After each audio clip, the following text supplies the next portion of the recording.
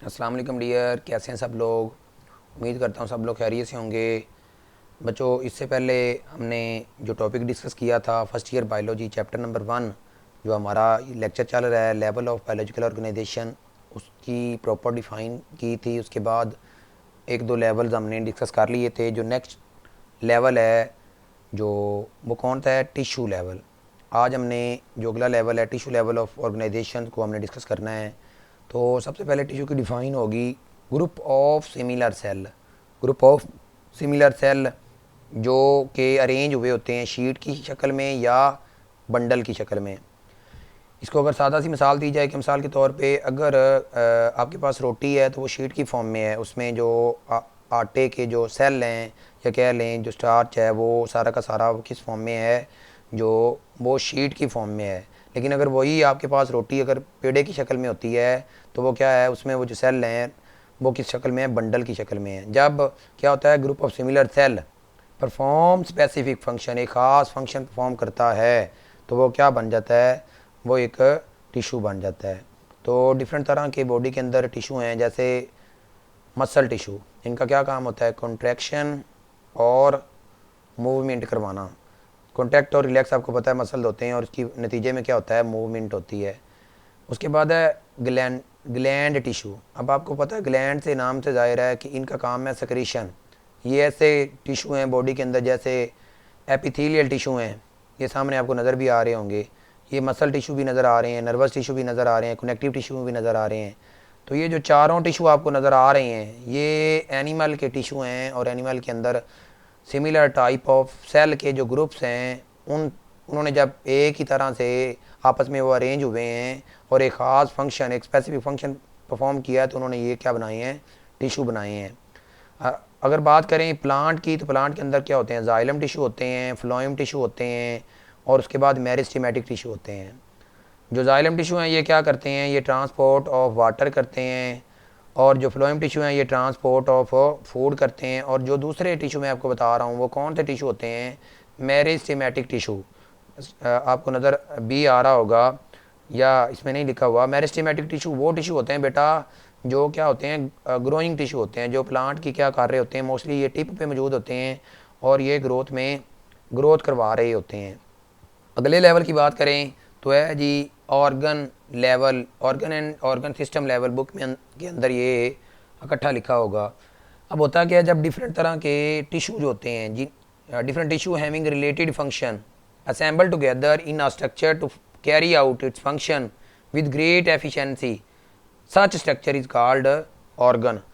मतलब क्या होता है कि जब डिफरेंट तरह के टिशू जिनका फंक्शन एक जैसा हो वो आपस में जुड़ें और क्या करते हैं, एक स्ट्रक्चर को कैरी आउट करते हैं फंक्शन परफॉर्म करने के लिए, और वो फंक्शन बड़े अच्छे अंदाज में क्या करते हैं, परफॉर्म करते हैं। तो वो क्या बच्चे जो स्ट्रक्चर बनता है उसको क्या बोलते हैं, ऑर्गन बोलते हैं। अब इसके अंदर टिशू कंबाइन करके ऑर्गन को बना रहे होते हैं, पार्ट ऑफ बॉडी। अब आपको सामने नज़र भी आ रहा होगा स्मूथ मसल टिश्यू जब मिलेंगे तो ये एक ऑर्गन बनाएंगे। स्टमिक का एक एग्जांपल है आपके पास। इस तरह से ईयर है, नोज़ है, हैंड है, माउथ है, ये फीट है, ये सारे के सारे ये क्या हैं, ऑर्गन हैं जिनका एक ख़ास फंक्शन होता है। अगर स्टमिक की बात करें तो स्टमिक क्या करता है, डाइजेशन ऑफ फूड एफिशिएंटली। और मोस्टली ये याद रखिएगा, इसमें से एमसीक्यू आ जाता होता है कि फूड में किसकी डाइजेशन करवाता है, फूड में से ये प्रोटीन की डाइजेशन करवाता है। मसल जो होते हैं इसके अंदर बाकायदा तौर पे कॉन्ट्रैक्शन और रिलैक्सेशन करवाते हैं। ये आपको नज़र आ रहे होंगे कुछ इस तरह से मसल हैं, और कुछ सर्कुलर मसल होते हैं, कुछ लॉन्गिट्यूडनल मसल होते हैं। तो सर्कुलर मसल और लॉन्गिट्यूडनल मसल ये क्या करते हैं, मूवमेंट करवाते हैं, कॉन्टैक्ट और रिलैक्स होते हैं। और दूसरे इसके अंदर एपिथेलियल टिशू होते हैं। ठीक है, एपिथेलियल टिशू का क्या काम होता है, सिक्रीशन खारिज करना। जब फूड इसके अंदर आती है तो उसके अंदर वो रतूबत खारिज करते हैं, और मसल टिश्यूज़ को क्या करते हैं, ग्राइंडिंग में क्या करते हैं, हेल्प आउट करते हैं। और नर्व टिशू क्या कर रहे होते हैं, ये सारा का सारा जो प्रोसेस है उसको क्या कर रहे होंगे, वो कंट्रोल कर रहे होंगे। तो ये देखा आपने किसको, ऑर्गन को।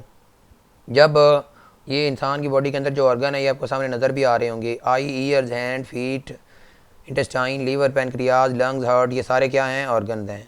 अब प्लांट के अंदर भी कुछ ऑर्गन होते हैं तो इनको आपने अच्छे तरीके से याद करना है। ये बहुत इंपॉर्टेंट शॉर्ट क्वेश्चन है इसमें कि प्लांट के अंदर जो ऑर्गन है, रूट का क्या काम है, रूट एक ऑर्गन है, स्टेम एक ऑर्गन है, लीव एक ऑर्गन है, फ्लावर एक ऑर्गन है।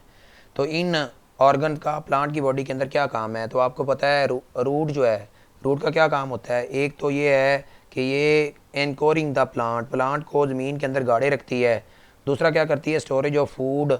और उसके बाद है प्रिकोरिंग वाटर एंड मिनरल, मतलब खुराक को स्टोर भी करती है और वाटर और मिनरल जो ज़मीन के अंदर मौजूद होते हैं उनको भी क्या करती है, अब्जॉर्ब करवाती है, कंडक्ट करवाती है।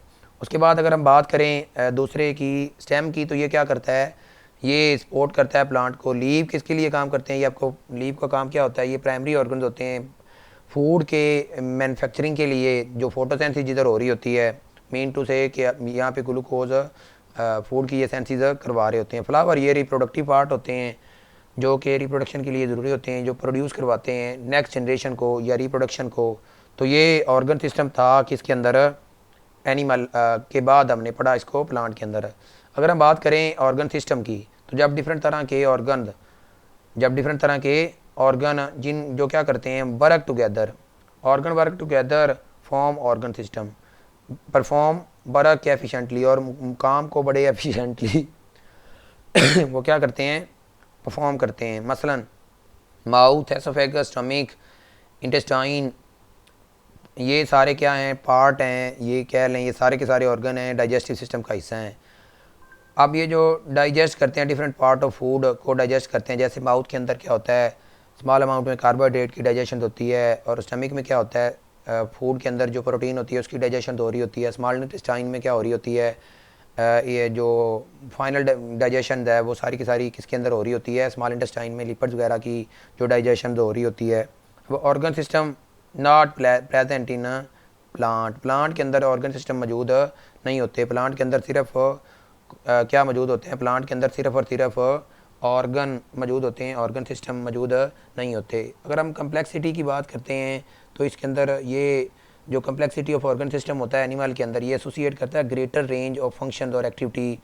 क्योंकि इंसान के अंदर, एनिमल के अंदर ये जो एक्टिविटीज़ हैं, ये जो फंक्शन हैं, ये पौधों की निस्बत ज़्यादा एफिशिएंट होते हैं। इस वजह से जो प्लांट के अंदर जो ऑर्गन सिस्टम है वो प्रेजेंट नहीं होता। तो बच्चों, आज हमने टिश्यू लेवल ऑफ ऑर्गेनाइजेशन और ऑर्गन एंड ऑर्गन सिस्टम को देखा। तो इसमें जो टिश्यू लेवल ऑफ ऑर्गेनाइजेशन था वो शॉर्ट के लिए उसकी डिफ़ाइन आपने करनी है, और प्लांट और एनिमल के कुछ टिश्यू हैं उनको आपने देखना है, वो एमसीक्यूज़ के लिए करने हैं।